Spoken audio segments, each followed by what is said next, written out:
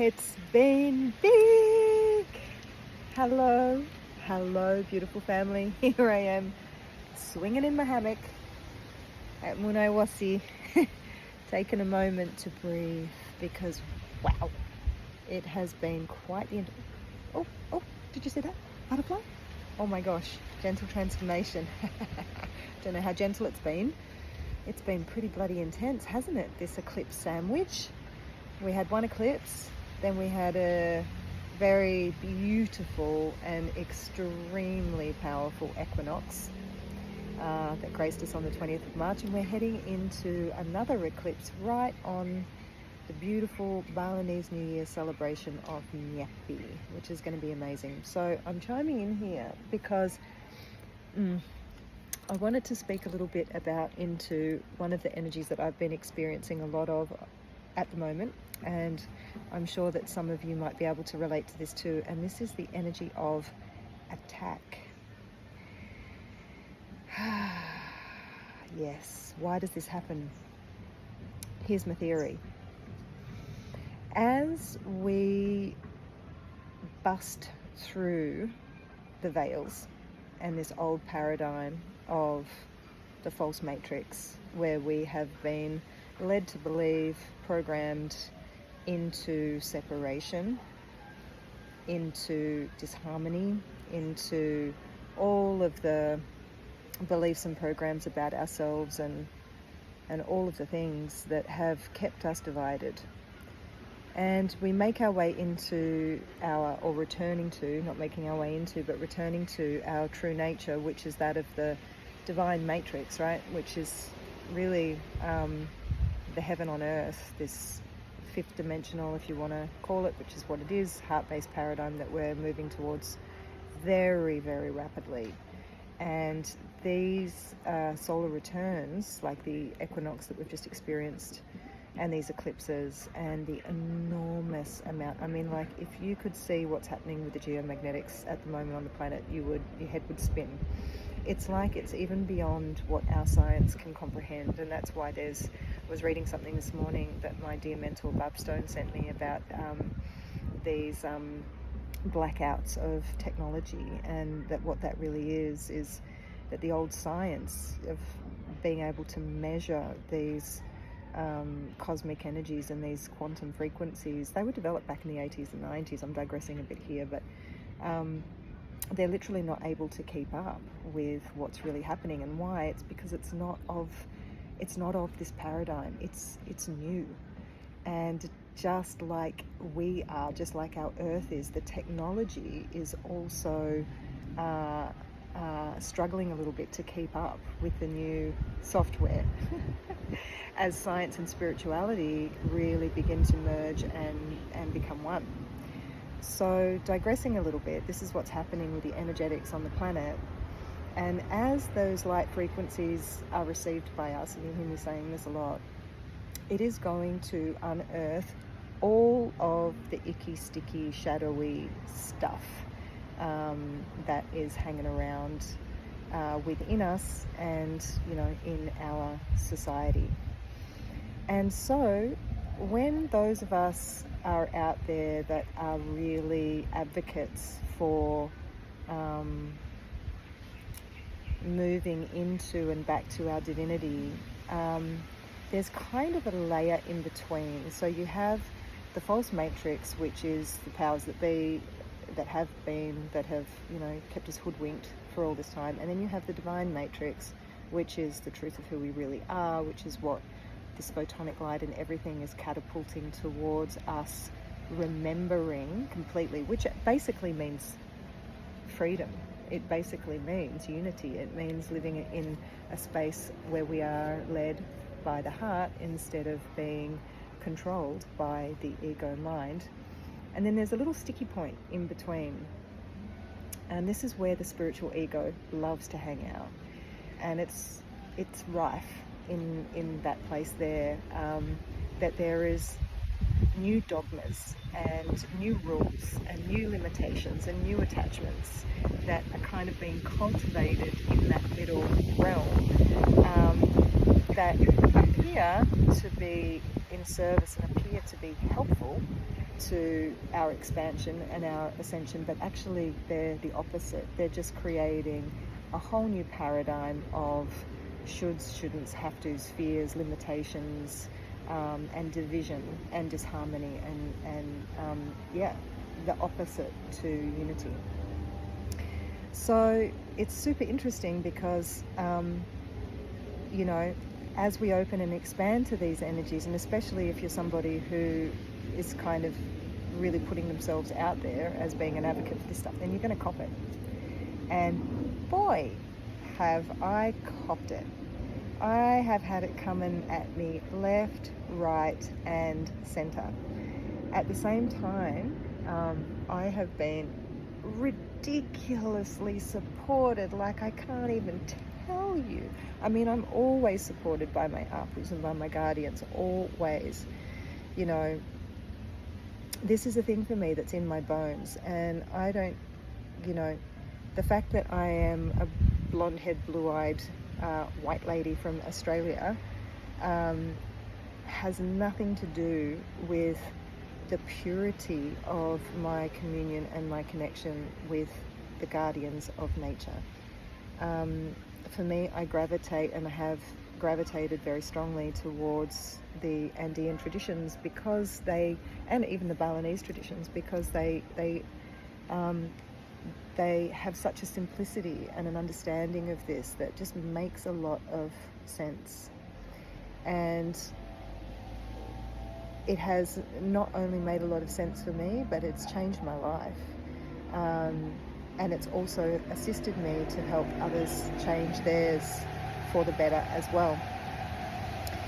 So I don't really feel like going into the story about that at the moment, because it just feels kind of irrelevant, and it feels like I am feeding an energy that I would rather not feed.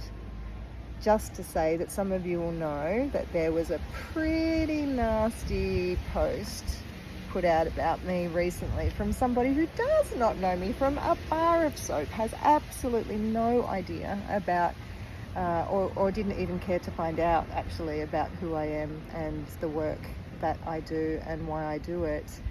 And actually, beautifully, I contacted this person. I wasn't going to respond at all, because usually with these things, and I've had it so many times over the years for all of the reasons mentioned above, and you know what, I'm 50 years old now. Can you believe it? And I'm sick of apologizing. I've been doing this a long time. I've been walking this path 15 years, serving this medicine 13. I know who I am. I know that I have the backing of my elders, of my lineage. I know that I have the love and the absolute protection of my apus and Pachamama and of the medicine. I know how impeccable my service is. I know, not just trust, I know that I'm doing the good work of Pachamama, as we all are. So what is this bullshit that we continue to carry on with to create this division? Especially when we're tarring everybody with the same brush. So yeah, anyway, this was put out and I contacted the person. As I said, I wasn't going to. I was going to stay quiet about it, because usually I just choose to, unless I really have to. But something came over me over this equinox period, because it happened on the equinox day. And I was like, you know what, I actually need to say something. I went to put something on the post and it had gone down. And I thought, oh, interesting. So I contacted the person and they said that they actually felt into it and realised that they were kind of barking up the wrong tree with me. And they took it down, which was very generous of them to admit that. They're still going to post about what they were talking about, which is fine, because I do agree with what they're saying. I think it's just we have to be very careful with our judgments, right? Our misplaced judgments, our judgments in general. This is what I said to this person too, is that I've had to work really hard on my judgments too around people in the medicine spaces, because there's a lot of gnarly stuff going on out there. And, you know, I got onto this path because I was, sat in a space where I experienced some of that gnarly stuff. And I, you know, it's delicate. And those of you that know me know how impeccable the space that I create is. You know, not try to, I do it, because that's the only way that there is. And I've put in the hard yards and the years of work to learn how to do that and know how to do that. And I walk my talk in everything that I do. You know, this is not just something that I do for fun. It's certainly not something I do for monies. You know, last year I think I gave 50% of everything that came into my Andean community. They were able to build a school, they were able to build homes, you know, so yeah. I'm not going to, I don't want to go into any sort of feelings of defense around this, because it's not that at all. Coming back to what I'm sharing, it's this energy of attacking, and it doesn't actually matter where it's coming from. Hello, little fly friend.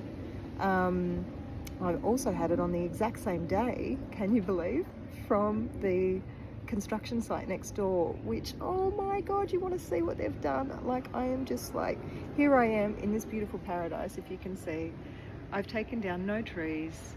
We've done everything with this little tap tap chick chick chick chick, you know, everything by hand. There's been no excavators on this land, and that's unheard of here in Uluwatu. Next door, wow, they've come in with the big guns. They've taken out the whole side of the hill. It's decimated. It's devastating. And they've cracked my foundations of my pool and all of the things. And anyway, they believe that I've gone, this is so crazy, but this is the old paradigm, the old matrix, that I've gone 50 centimeters into their land, which I haven't at all. We've got all the certificates and things to prove. But still, the guy, the construction manager over there the other day, comes at me like he's going to kill me and tells me that he is going to bulldoze my wall down if I don't take it down. And I was like, wow, this is so interesting. Look at all these attacks. And meanwhile, here I am in this absolute sanctuary, in this beauty, in this harmony. I'm talking about my home here, but I'm also talking about that this is the journey and the lesson within, right? Because these attacks, the brighter we become, and the more in our authenticity we are, the more in our truth we stand, the less we are willing to be bullied, the more sovereign we become, the more bright we become, the more dedicated to the good work of Pachamama we become, then that old paradigm, false matrix, and that sticky, icky layer in between of the spiritual ego is going to come in and try and knock us off our center.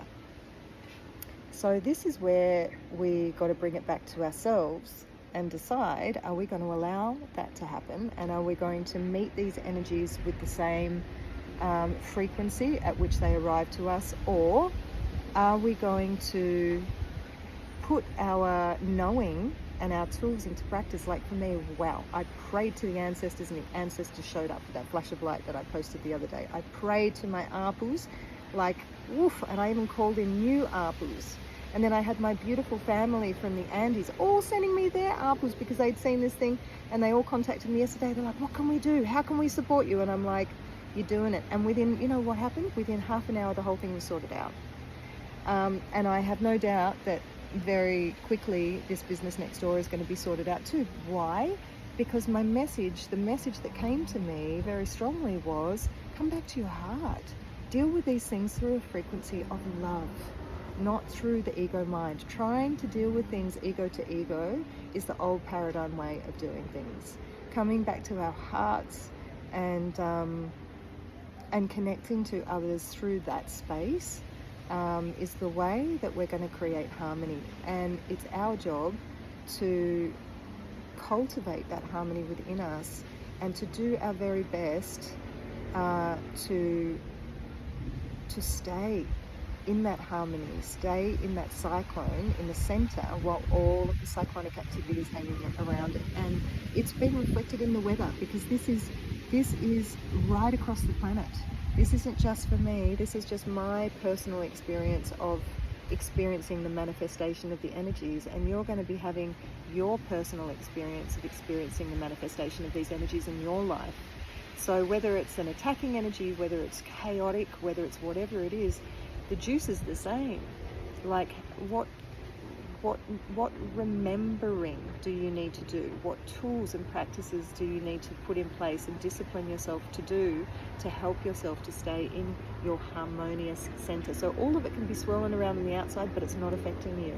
It will affect you a little bit, that's okay, you're human, but you know, you catch it enough that you don't get wobbled for too long. You build your support team around you.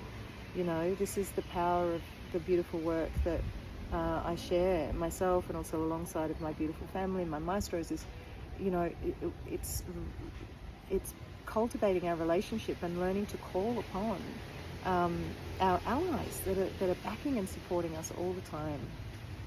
So yes, so much more to say. I want to talk a little bit about how things are affecting the physical body too, because that's also big, but maybe I'll do that on another post. So for now, if you are experiencing, yes, it was really interesting, some beautiful insights that my gorgeous brother Maestro Alfredo shared with me last night, about all of this, and he was so right. He said, you know, the vulnerability is making us stronger, and you know what? At the end of the day, as I always say, it's keeping your eye on the prize here. Realizing that it's just a process. Whatever you're moving through, it's just a process. But how hard we want to make it is really up to us. So we have another eclipse coming up. The energy is really strong. Find your stillness, find your center as much as you can, and know and watch how quickly things are passing and how quickly things are moving through. And also, one last thing that I wanted to share about this, because it's really important. For me, when something is arising on the outside like this, I reference it back to myself, because in our energy field are like little nuggets of gold. You could say it like that. And when somebody is projecting something at you, it's because it's activating one of those little unresolved nuggets that's hanging out in your energy field, that's then informing your energy, your mental state, your body, your physical body. So actually, when these things come up, it's an opportunity for us to heal those parts, to resolve them. And what happens when we do that, if we can see that when these things are projected at us, that they're actually a gift.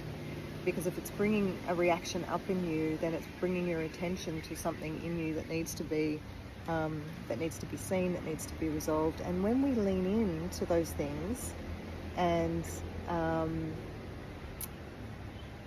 see where they're giving us clues about how we are relating to ourselves, once we see it, we've got it. And once we've got it, then when these things are projected at us, we don't react in the same way. Sure, we may feel it, but we don't get overly triggered by it, that it throws us into a really deep process. And that's the way I definitely felt about this process. So it was really nice to see how well I responded. Wonder if it'll ever stop. Who knows? Watch this space. One thing's for sure, however it's playing out for you, we are all in it together. Okay, happy Eclipse Sandwich, everyone. Look forward to speaking to you soon. I'd love for you to share your comments below about your experiences and what you've been moving through, because it really is helpful for others to hear that too, to know that we are not alone. All my love, and bye for now.